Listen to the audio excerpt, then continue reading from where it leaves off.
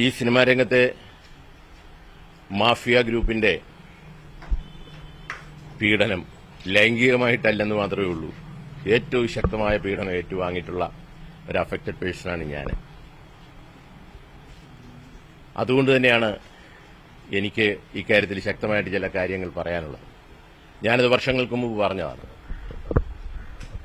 ഈ രീതിയിലുള്ള പോക്ക് മലയാള സിനിമയ്ക്ക് ശരിയല്ല. ഇപ്പോൾ പറയുന്ന ഈ 15 അംഗ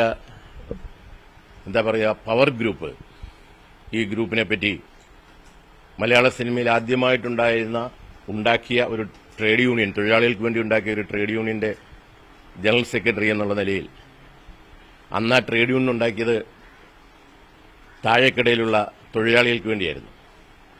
ജൂനിയർ ആർട്ടിസ്റ്റുകളുടെ യൂണിയനാണ് ആദ്യമായിട്ട് അവിടെ ഞങ്ങൾ ഉണ്ടാക്കിയത്.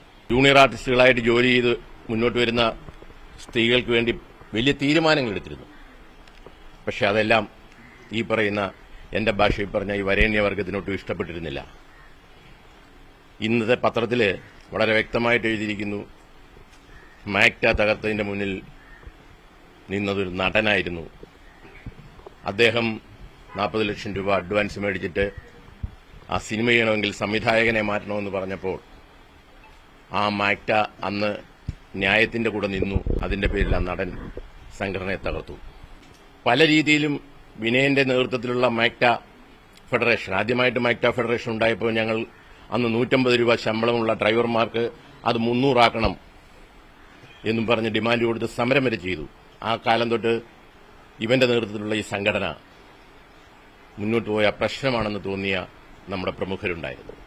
എന്ന് മാത്രമല്ല, 2004 ഇന്ന് താരങ്ങൾ ഒപ്പിടുന്ന എഗ്രിമെന്റ് ഞങ്ങൾ ഒപ്പിടത്തില്ല, അമ്മ സമരവുമായിട്ട് സിനിമ നിർത്തിവെച്ചിട്ട് വിദേശത്തേക്ക് പോവുകയാണെന്ന് പറഞ്ഞപ്പോൾ അതിനെതിരെ ശക്തമായിട്ട് നിന്ന ഒരു സംവിധായകനായിരുന്നു ഞാൻ. അങ്ങനെയാണെന്ന് ഇവരുടെ സമരത്തെ നേരിട്ടുകൊണ്ട് സത്യം എന്നുള്ള പടം ചെയ്തത്. അന്ന് തൊട്ട് ഇവരുടെ നോട്ടപ്പുള്ളിയായിരുന്നു എന്നുള്ളത് എനിക്കറിയാം. ഒടുവിൽ ഈ നടന്റെ ഇഷ്യൂ കൂടി വന്നപ്പോൾ നിങ്ങൾക്കറിയാം, അന്ന് 2008 സരോവര ഹോട്ടലിൽ ജൂലൈയിൽ മലയാള സിനിമയിലെ ഈ പ്രമുഖരെല്ലാം ചേർന്നുകൊണ്ട് വലിയൊരു മീറ്റിംഗ് നടത്തി.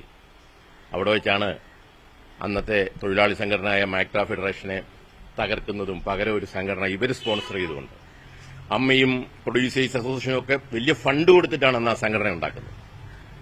ആദ്യമായിട്ടുണ്ടായ ഒരു ട്രേഡ് യൂണിയനെ അങ്ങനെ തകർക്കുകയാണ് ചെയ്തത്. അന്ന് ആ മീറ്റിംഗിൽ പ്രസംഗിച്ച ഇന്നത്തെ മന്ത്രി ഉൾപ്പെടെയുള്ള ആവേശത്തോടെ പ്രസംഗിച്ച ആ 15 പവർ ഗ്രൂപ്പിലുള്ളവർ തന്നെയാണ് ഇന്നും മലയാള സിനിമയിൽ ഈ തെമ്മാടിത്തരങ്ങൾക്ക് സപ്പോർട്ട് ചെയ്യുന്നതെന്നുള്ളത് സങ്കടകരമായ കാര്യമാണ്. ഇപ്പോൾ ഈ റിപ്പോർട്ട് വന്ന സ്ഥിതിക്ക് ഈ ഏതാണ്ട് 17 വർഷങ്ങൾക്ക് ശേഷം ഞാൻ ആദ്യമായിട്ട് ഒരു നേതൃത്വസ്ഥാനത്തിലും ഒരു സംഘടനാ നേതൃത്വസ്ഥാനത്തിലും ഇല്ല, എന്റെ സിനിമയായിട്ട് പോവുകയായിരുന്നു. എനിക്ക് തോന്നി ഇത് വിളിച്ച് പറയണമെന്ന്. എന്നു മാത്രമല്ല, ഇന്ന് രാവിലെ തൊട്ട് മലയാള സിനിമയിലെ ചെറിയ ആർട്ടിസ്റ്റുകളോ ടെക്നീഷ്യന്മാരോ ഡ്രൈവേഴ്സോ ഒക്കെ എന്നെ വിളിക്കുന്നു, സാർ ഒരു തിരുത്തൽ ശക്തിയായിട്ട് മാക്ട ഫെഡറേഷൻ തിരിച്ചു കൊണ്ടുവരണമെന്ന്.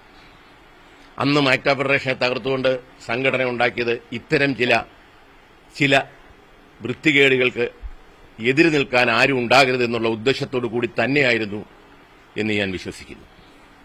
ആരും വന്ന് എന്റെ വാക്കുകൾ കേൾക്കാൻ തയ്യാറാകാത്തതുകൊണ്ടാണ് ഞാൻ കോടതിയിൽ പോയത്. കോമ്പറ്റീഷൻ കമ്മീഷൻ ഈ പറയുന്ന അമ്മയ്ക്ക് 4 ലക്ഷം രൂപ എന്ന് ഫൈനടിച്ചു. സുപ്രീം കോടതിയിൽ പോയിട്ട് ആ 4 ലക്ഷം കൂട്ടതേ ഉള്ളൂ, കുറച്ചില്ല. ഫെഫ്കയ്ക്ക് ഫൈനടിച്ചു. ഈ നേതാക്കന്മാർക്കൊക്കെ അടിച്ചു, ആരുടെയും പേര് ഞാൻ പറയുന്നില്ല. പക്ഷെ അത് അന്നൊരു വലിയ വാർത്തയായിട്ട് നമ്മുടെ മീഡിയാസ് പോലും ഈ രീതി കൊടുത്തോന്ന് എനിക്കറിയില്ല. ഇന്ത്യയിലാദ്യമാണ് ഇത്തരം മാഫിയ പ്രവർത്തനങ്ങൾക്കെതിരെ ഒരു സംഘടനയ്ക്കോ അതിന്റെ നേതാക്കന്മാർക്കും ഫൈൻ അടിക്കുന്നത്. അപ്പോ അത്തരം വളരെ മോശമായ കാര്യമാണ് ഇവർ ചെയ്യുന്നതെന്ന് 2017 അതിന്റെ വിധി വരുന്നത്. അന്ന് ഞാൻ തെളിയിച്ചതാണ്. അതുകൊണ്ട് തന്നെ ഞാൻ പറയട്ടെ, മലയാള സിനിമയിലെ ഈ പോക്ക് ഇതിനെതിരെ കടിഞ്ഞാണിടണം, ശക്തമായ തീരുമാനങ്ങൾ വരണം. എന്നു മാത്രമല്ല, മാക്ട ഫെഡറേഷൻ ഉണ്ടായിരുന്നപ്പോൾ ഞാനൊരു ഉദാഹരണം പറയാം. അവിടെ തൃശ്ശൂർ ഷൂട്ടിംഗ് നടക്കുമ്പോൾ ഞാൻ തന്നെ സിനിമയിലോട്ട് കൊണ്ടുവന്നൊരു നടൻ, ഇന്നയാൾ വലിയ നടനാണ്, അയാളൊരു കോസ്റ്റ്യൂം അസിസ്റ്റന്റിനോട് മോശമായിട്ട് പെരുമാറി എന്ന് പറഞ്ഞു കംപ്ലൈന്റ് വന്നപ്പോൾ ഞാൻ വിളിച്ചു പറഞ്ഞത്, ആ നടനെ വിളിച്ചു ചോദിച്ചപ്പോൾ അദ്ദേഹം എന്നോടുള്ള ബന്ധം വെച്ചിട്ട് പറഞ്ഞു, ഞാൻ ഇത്രയും വലിയ നടനല്ലേ സാർ, ഇത്രയും എനിക്ക് ക്വാളിറ്റി ഇല്ലേ മറ്റേ ഇല്ലേ, ഞാൻ ഇങ്ങനെ ആ കോസ്റ്റ്യൂം അസിസ്റ്റന്റിനോട് മോശമായിട്ട് പെരുമാറി, അല്ല ഞാനൊന്നും ചെയ്തില്ല എന്ന് പറഞ്ഞു. ഞാനന്ന് പറഞ്ഞത്, ആ യൂണിറ്റ് മുഴുവൻ വിളിച്ചുകൂട്ടി നീ അവരോട് മാപ്പ് പറഞ്ഞില്ലെങ്കിൽ പ്രിയ സുഹൃത്തെ ഞങ്ങൾക്ക് നിനക്കെതിരായിട്ട് നിൽക്കേണ്ടി വരുമെന്നാണ് പറഞ്ഞു. അതുപോലെ തന്നെ ഒറ്റപ്പാലത്ത് ഒരു വലിയ സൂപ്പർ സ്റ്റാറിന്റെ സിനിമയുടെ ഷൂട്ടിംഗ് നടക്കുമ്പോൾ ആ സംവിധായകൻ, തിരിച്ചൊരു കാര്യം ഞാൻ പറയുകയാണ്, ആ സംവിധായകൻ തിലകൻ ചേട്ടന്റെ തന്തയ്ക്ക് വിളിച്ചു. തിലകൻ ചേട്ടന്റെ എന്തോ ശുണ്ഠി കണ്ടായിരിക്കാം, പുള്ളിക്ക് കൺട്രോൾ പോയി തന്തയ്ക്ക് വിളിച്ചു. എന്നോടന്ന് വിളിച്ചു പറയുന്നത് എന്റെ സുഹൃത്തായപ്പോഴത്തെ നടൻ നമ്മുടെ സാധിക്കാണെന്ന് തോന്നുന്നു, എന്റെ ഓർമ്മ. ഞാൻ വിളിച്ചു പറഞ്ഞു, തിലകൻ ചേട്ടനെ വിളിച്ച് സമാധാനിപ്പിച്ചു. ഞാൻ ആ സംവിധായകനോട് പറഞ്ഞു, നിങ്ങൾ ഇത്രയും സീനിയറായി നടൻ എന്ത് ശുണ്ഠി കാണിച്ചാലും നിങ്ങൾ പറഞ്ഞ് ശരിയല്ല, മാപ്പ് പറയണമെന്ന് പറഞ്ഞു. ആ സംവിധായകന്റെ വാശി ഇപ്പോഴും ഉണ്ട് എന്നോട് കാര്യത്തിൽ. അദ്ദേഹം ഇന്ന് വലിയ സംഘടനയുടെയൊക്കെ വലിയ ഗവൺമെന്റ് തലപ്പത്തുണ്ട്. ഞാൻ പറഞ്ഞു വന്നത്, അങ്ങനെയുള്ളൊരു സംഘടനയാണ് ഇവർ അന്ന് തകർത്തത്, 2 വർഷം തികയുന്നതിന് മുമ്പ് തകർത്തത്. ഇന്നത്തെ പത്രത്തിൽ അതിന്റെ ന്യൂസ് വന്നുകൊണ്ടാണ് ഇത് വീണ്ടും എനിക്ക് നിങ്ങളുടെ മുന്നിൽ പറയണമെന്ന് തോന്നിയത്. തീർച്ചയായിട്ടും ഇത്രയും നാള് ഈ റിപ്പോർട്ട് പുറത്തുവിടാതിരുന്നതിന്റെ കാരണം എന്താണെന്ന് എനിക്കിപ്പോൾ ബോധ്യമാകുന്നു. കാരണം അതിനകത്തെ 15 അംഗ പവർ ഗ്രൂപ്പാണ് അതിന് കാരണം.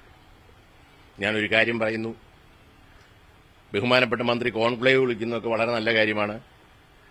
പക്ഷേ ഈ 15 അംഗ പവർ ഗ്രൂപ്പിന്റെ ആൾക്കാർ ആരൊക്കെയാണെന്ന് എനിക്കറിയാം. ഒരിക്കലും പറയത്തില്ല, അതിനൊരു കാര്യമില്ല, ചുമ്മാ പറയാന്ന് പറയത്തില്ലേ, തെളിവില്ലല്ലോ. ആധികാരികമായ കാര്യങ്ങളെ നമ്മൾ പറയാവുള്ളൂ. നിങ്ങൾക്കും അറിയാം, അപ്പൊ പിന്നെ ഞാനത് പറയേണ്ട കാര്യമില്ല. അത് ഇല്ല, ആ പേരുകൾ ഞാൻ പറയുന്നില്ല. അല്ല, അന്ന് അത് നിങ്ങൾക്കറിയാം, ആരുടെയും പേര് ഞാൻ പറയുന്നില്ല. അതായത് ഈ പറയുന്ന സരോവരത്തിൽ 2008 ആവേശപൂർവ്വം പ്രസംഗിച്ച ഈ സംഘടന തകർത്തുകൊണ്ട് ഞങ്ങൾ സ്പോൺസർ ചെയ്യുന്ന ഒരു സംഘടന മതി മലയാള സിനിമയ്ക്ക് എന്ന് പറഞ്ഞ കൂട്ടത്തിൽ ഇന്നത്തെ മന്ത്രി ഉണ്ടെന്നാണ് പറഞ്ഞത്. അപ്പം എനിക്ക് പറയാനുള്ളത്, മന്ത്രി എന്നേ പറയുന്നുള്ളൂ, സംസ്ഥാന മന്ത്രിയായിരിക്കും. അപ്പോ ഞാൻ പറയുന്നത്, എനിക്ക് പറയാനുള്ളത്, ഈ കോൺക്ലേവ് നടത്തുമ്പോൾ അതിന്റെ മുന്നിലും ഈ 15 അംഗ പവർ ഗ്രൂപ്പ് ആണെങ്കിൽ ബഹുമാന്യായ സജി ചെറിയാൻ വലിയ പ്രതിഷേധം ഉണ്ടാകും. ഇതുവരെ ഞാൻ വിട്ടുനിന്ന് നിങ്ങളെല്ലാം കൂടി എന്നെ ഇല്ലാതാക്കാനായിട്ട് ഫുൾ സപ്പോർട്ട്, ഞാൻ ഇവിടുത്തെ സർക്കാർ ഉൾപ്പെടെ എനിക്കെതിരെ ഇത്രയും വലിയ വിലക്ക് വന്നിട്ട് സുപ്രീം കോടതി വരുന്നിടം വരെ ഇവർക്കാർക്കും അറിയില്ലല്ലോ. അന്ന് ബഹുമാന്യനായ അന്നത്തെ സാംസ്കാരിക വകുപ്പ് മന്ത്രി MA ബേബി എടുത്ത് ഞാൻ ചെന്ന് പറഞ്ഞപ്പോ എന്റെ കാര്യമല്ല പറഞ്ഞത്, തിലകൻ ചേട്ടനെ സീരിയൽ പോലും ചെയ്യാൻ അനുവദിക്കുന്നില്ല, അങ്ങ് ഇടപെടണമെന്ന് പറഞ്ഞപ്പോൾ എന്നോട് പറഞ്ഞു സമയമായില്ല വിനയാന്ന് പറഞ്ഞു. ഞാൻ ഇടപെടാം, സമയമായില്ല. പക്ഷെ സമയമായപ്പോൾ അദ്ദേഹം മരിച്ചുപോയി. അപ്പം അത്തരം രീതിയിൽ ഒത്തിരി ദ്രോഹിച്ചിട്ടുള്ള അവസ്ഥയിൽ അതൊക്കെ വിട്ടുകൊണ്ട് പുതിയ സംഘടന, പുതിയ സിനിമ പോകട്ടെ, എല്ലാവരും നമ്മുടെ സുഹൃത്തുക്കളാണ്. പക്ഷേ ഇപ്പോൾ പറയുന്നു, ഒറ്റയ്ക്ക് നിന്നാലും ഫൈറ്റ് ചെയ്യും. ഈ കോൺക്ലേവ് നടത്താനായിട്ട് ഈ പറയുന്ന 15 അംഗ പവർ ഗ്രൂപ്പ് തന്നെയാണ് ഇതിന്റെ മുന്നിലിരിക്കുന്നതെങ്കിൽ വലിയ പ്രതിഷേധമുണ്ടാകും.